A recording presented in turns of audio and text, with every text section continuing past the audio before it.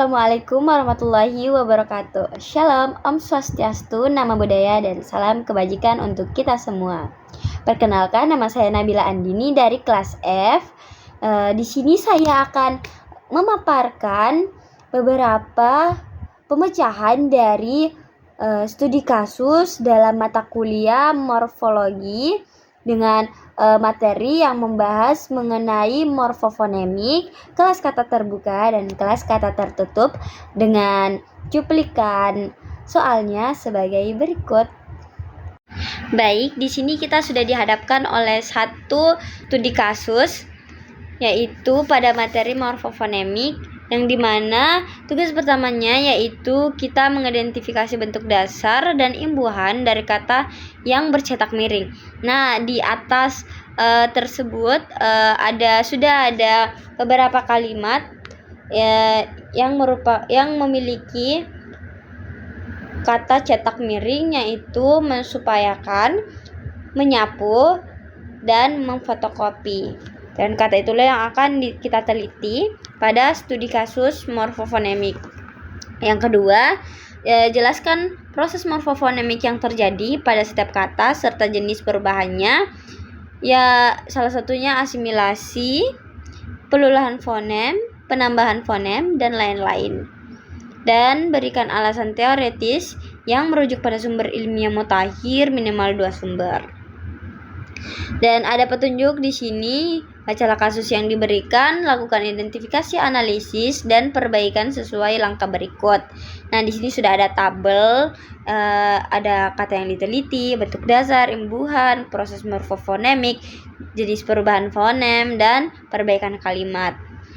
Dan kata yang diteliti pertama adalah kata mensupayakan. Dalam kata mensupayakan ini ada bentuk dasar yaitu kata upaya dengan imbuhan me dan kan, dan proses morfofonemik yaitu pemunculan fonem, dan jenis perubahan fonemnya yaitu meng tambah upaya tambahkan. Dan adapun perbaikan kalimat pada kata mensupayakan, dari kata mensupayakan menjadi mengupayakan. Yang kedua ada kata menyapu. Kata yang diteliti yaitu kata menyapu dengan bentuk dasar sapu dan imbuhannya me. Proses morfofonemiknya itu pelurahan fonem dengan jenis perubahan fonemnya yaitu me tambah sapu. Di sini kata menyapu itu tidak memiliki perbaikan kalimat. Dan terakhir pada kata memfotokopi dengan bentuk dasar fotokopi dengan imbuhan mem dengan proses morfofonemiknya yaitu asimilasi dan jenis perubahan fonemnya yaitu mem tambah fotokopi. Pada kata memfotokopi ini juga tidak memiliki perubahan kalimat. Dan terakhir alasan teoris yang merujuk pada sumber ilmiah minimal 2, yaitu yang pertama menulis dan mendeskripsikan fenomena penambahan fonem sebagai salah satu proses morfofonemik yang muncul dalam interaksi lisan modern platform digital oleh Cahyaningrum, PML Wardani, OP 2025, dan proses morfofonemik berupa penambahan fonem pada tuturan podcast 9 Ornal Penelitian Pendidikan Bahasa Indonesia Sastra Vol 10. Dan itu saja pemecahan studi kasus pada materi morfofonemik. Kita beralih pada kelas kata terbuka pada slide berikut. Baik, kemudian kita beralih ke studi kasus yang kedua mengenai materi kelas kata terbuka, yang dimana pertama kita kategorikan kata-kata tersebut ke dalam kelas kata yang tepat dalam kelompok kata terbuka, yaitu ada nomina, verba, dan adjektiva. Kata-katanya bisa dilihat di sini.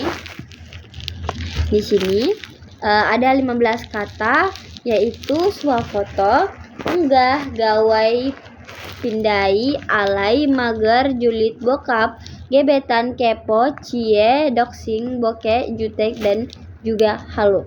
Dan kedua, kita disuruhkan untuk menjelaskan proses pembentukan kata masing-masing, yaitu ada afiksasi, pemajamukan, pemendekan, atau serapan. Kemudian kita disuruhkan untuk menganalisis mengapa kata kelas terbuka lebih cepat berkembang dibandingkan kelas kata tertutup, sertakan contoh tambahan dari fenomena bahasa terkini. Kemudian kita rancang 2 kalimat untuk setiap kata hingga makna tersebut jelas bagi pembaca awam. Di sini kita analisis dulu kata pertama, yaitu swafoto. Kata baru pertama yaitu swafoto, di mana kelas katanya itu merupakan kelas kata nomina dengan proses pembentukan katanya, yaitu pemajemukan dengan swakarya ditambah foto. Dengan contoh kalimat pertamanya, yaitu ada para siswa diwajibkan mengumpulkan 1 swafoto dengan latar opsional. Dengan contoh kata kalimat kedua, pengunjung kebun binatang dilarang mengambil swafoto di samping hewan. Kemudian pada kata baru unggah, merupakan kelas kata verba dengan proses pembentukan katanya itu pembentukan kata serapan dari kata upload. Dan dimana adapun contoh kalimat pertamanya, yaitu gambar itu sangat indah bila diunggah ke media sosial.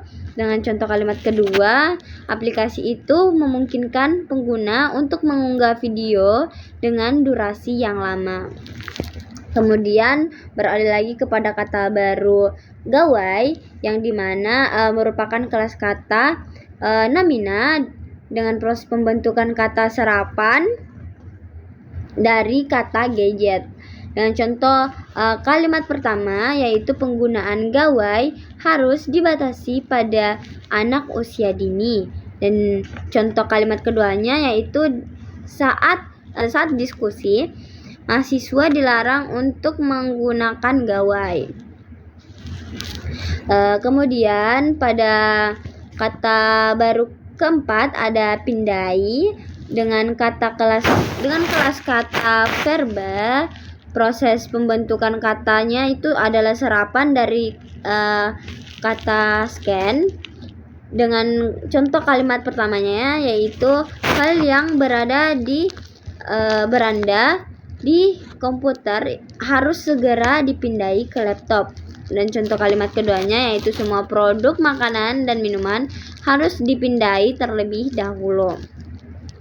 Kemudian selanjutnya kata baru alay merupakan kelas kata adjektiva dengan proses pembentukan katanya itu pemendekan dari kata anak layangan. Dengan contoh kalimat pertamanya, yaitu postingan yang memiliki banyak emoji terlihat sangat alay. Dan contoh kalimat keduanya, yaitu pakaian wanita itu sangat mencolok di pesta sehingga terlihat alay.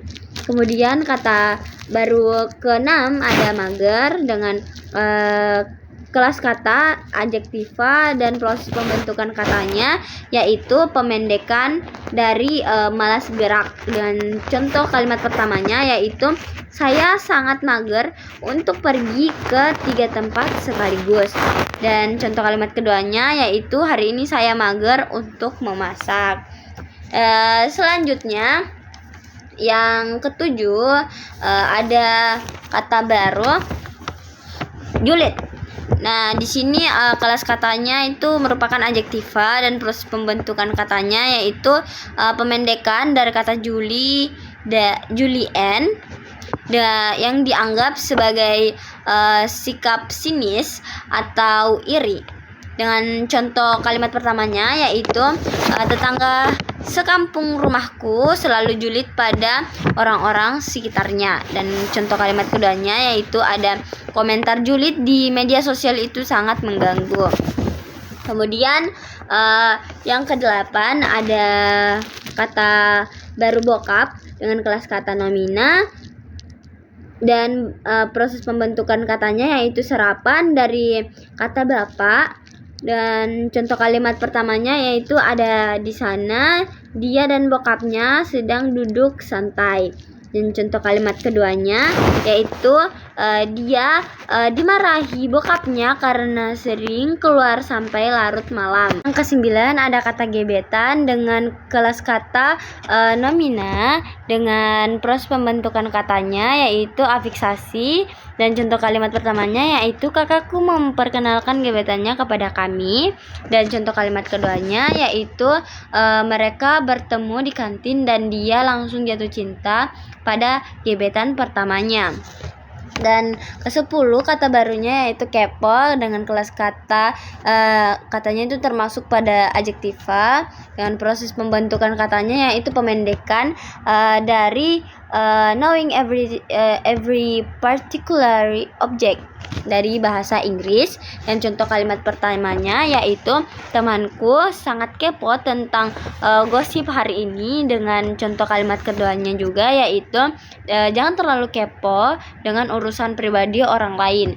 Dan selanjutnya ada kata baru capek yang merupakan kelas kata interjeksi, dan proses pembentukan katanya yaitu pemendekan.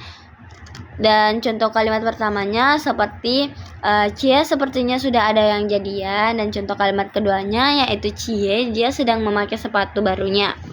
Kemudian ada lagi kata baru yaitu doxing, yang dimana kelas katanya merupakan verba, dan pembentukan dengan proses pembentukan katanya yaitu serapan dari boxing yang merupakan penyebar atau mengancam informasi pribadi seseorang, dengan contoh kalimat pertamanya yaitu orang itu selalu mendoxing banyak hal di media sosial, dan maraknya tindakan doxing di media sosial yang merugikan banyak orang. Itu contoh keduanya. Kemudian ada lagi kata baru bokeh dengan kelas kata adjektiva, dan proses pembentukan katanya itu merupakan serapan dari kata bokeh yang berarti tidak punya uang, dan contoh kalimat pertamanya yaitu dia bokeh jika sudah memasuki akhir bulan, dan kalimat keduanya ada saya sedang bokeh jadi jangan ajak saya jalan-jalan. Kemudian ada kata jutek dengan yang termasuk dalam kelas kata adjektiva dengan proses pembentukan katanya yaitu pemendekan dari kata judes dan cuek, dan contoh kalimat pertamanya yaitu dua saudara itu terkenal karena terlalu jutek, dan contoh kalimat keduanya yaitu pedagang di pasar selalu jutek ke pembeli. Dan terakhir ada kata baru halu dengan yang termasuk dalam kelas kata adjektiva dan merupakan proses pembentukan kata pemendekan dari halusinasi. Dengan proses pembentukan katanya yaitu setiap malam dia selalu menghalukan anime favoritnya, dan contoh kalimat kedua yaitu cerita yang dia sampaikan terdengar terlalu halu dan tidak masuk akal. Dan ada pun lagi analisis perkembangan kelas kata terbuka, yaitu perkembangan kelas kata terbuka bisa kita lihat dan dari banyaknya kata dasar yang masuk melalui proses pembentukan kata afiksasi, pemajemukan, pemendekan, atau serapan. Sekian inilah tadi pembahasan mengenai studi kasus pada materi kelas kata terbuka. Selanjutnya kita lanjut pada materi kelas kata tertutup yang menjadi studi kasus terakhir, yaitu di mana kita yang pertama mengidentifikasi kata-kata yang termasuk kelas kata tertutup pada setiap kalimat. Kemudian kita jelaskan fungsi dan aturan penggunaannya yang sesuai dengan kaidah bahasa Indonesia. Kemudian kita perbaiki kalimat yang mengandung kesalahan pemakaian kelas kata tertutup dan mendiskusikan bagaimana dampak kesalahan kelas pada kelas kata tertutup dapat mempengaruhi pemahaman dalam komunikasi. Nah, jadi di sini akan identifikasi kata-katanya yang ingin diidentifikasi, yaitu beberapa, ya ini saya pergi ke pasar dan membeli sayur tetapi hujan deras. Dia tinggal di Jakarta untuk 3 tahun sebelum pindah. Kemudian kami mau berlibur ke Bali atau kita pergi ke Lombok, dan saya dan dia bertemu akan di perpustakaan. Dan terakhir ada kalimat aku akhirnya pun bisa menyelesaikan tugas itu. Ada beberapa yang harus diteliti. Kemudian di sini ada tabel dengan beberapa kalimat-kalimat tersebut, yaitu kalimat pertama ada saya pergi ke pasar dan membeli sayur tetapi hujan deras. Di sini kata tertutup yang ditemukan yaitu kata saya, ke, dan.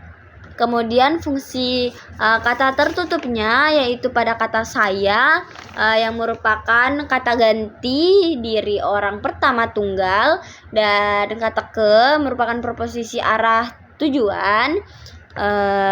Kemudian ada kata dan yaitu konjungsi koordinatif yang menghubungkan dan menjumlahkan. Dan terakhir ada kata tetapi dengan konjungsi koordinatif menghubungkan dan mempertentangkan. Kemudian perbaikan kalimatnya itu yaitu saya pergi ke pasar dan membeli sayur tetapi hujan deras. Di sini kita memakai koma di antara sayur dan kata tetapi untuk lebih mengefisienkan kalimat. Kemudian pada kalimat dia tinggal di Jakarta untuk 3 tahun sebelum pindah, yaitu kelas kata tertutup yang ditemukan yaitu kata dia, di, untuk, 3, dan sebelum. Dengan fungsi kata tertutupnya yaitu kata dia merupakan kata ganti orang ketiga pertama jamak, orang ketiga tunggal. Dan kata di merupakan preposisi atau tempat berada, dan kata tiga merupakan numeralia, kata bilangan, dan sebelum merupakan preposisi penanda waktu, dan kata untuk preposisi tujuan. Dan perbaikan kalimatnya itu seperti berikut. Sebelum pindah, koma, dia tinggal di Jakarta 3 tahun. Seperti itu. Kemudian kalimat selanjutnya itu kami mau berlibur ke Bali atau kita pergi ke Lombok. Ya, kata tertutup yang ditemukan ada kata kami, kata ke, kata atau, kata kita, dan kata ke lagi. 2 kata ke ya kita dapati pada kalimat tersebut dengan fungsi katanya, yaitu ada kata kami yang merupakan kata ganti diri orang pertama jamak pada ke, dengan fungsi kata tertutupnya itu preposisi arah tujuan, kata atau dengan konjungsi koordinatif menghubungkan, dengan kata kita merupakan kata ganti orang pertama jamak, dan kata ke merupakan preposisi arah tujuan. Kemudian perbaikan kalimatnya yaitu dari kami mau berlibur ke Bali, atau kita pergi ke Lombok, dengan perbaikan kalimatnya yaitu kami mau berlibur, kita pergi ke Bali atau ke Lombok dengan tanda tanya. Seperti itu. Kemudian kalimat selanjutnya yaitu saya dan dia bertemu akan di perpustakaan. Kata tertutup yang ditemukan yaitu ada kata saya, kata dan, kata dia, kata akan, dan kata di. dengan fungsi kata tertutupnya, yaitu yang pertama ada kata saya, kata ganti diri orang pertama tunggal, kata dan dengan konjungsi koordinatif yang menghubungkan, kata dia kata ganti orang ketiga tunggal, dan kata akan yang merupakan preposisi arah tujuan, dan kata di merupakan preposisi tempat berada. Dengan perbaikan kalimatnya itu dari kata saya dan dia bertemu akan di perpustakaan menjadi saya dan dia akan bertemu di perpustakaan. Kemudian pada kalimat terakhir, yaitu aku akhirnya pun bisa menyelesaikan tugas itu. Dengan fungsi kata tertutup yang ditemukan, ada kata aku, kata pun, dan kata itu. Dengan fungsi kata tertutupnya, pada kata aku merupakan kata ganti orang pertama tunggal, kata pun itu merupakan konjungsi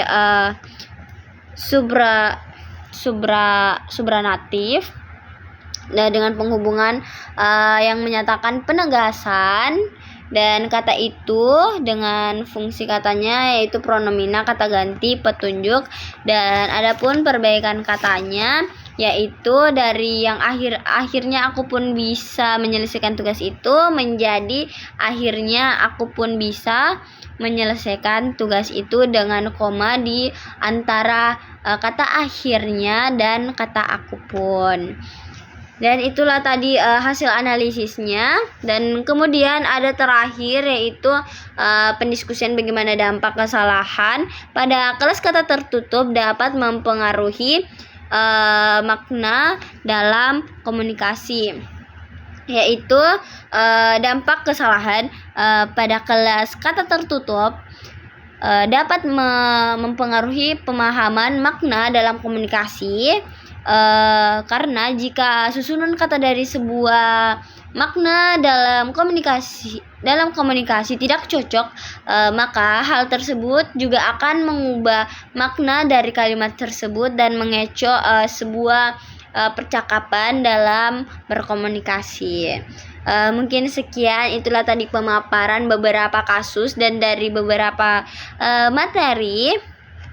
Dan saya mengucapkan mohon maaf yang sebesar-besarnya karena banyak kekeliruan kata dan ucapan selama mempresentasikan, karena sejatinya manusia merupakan tempat untuk salah.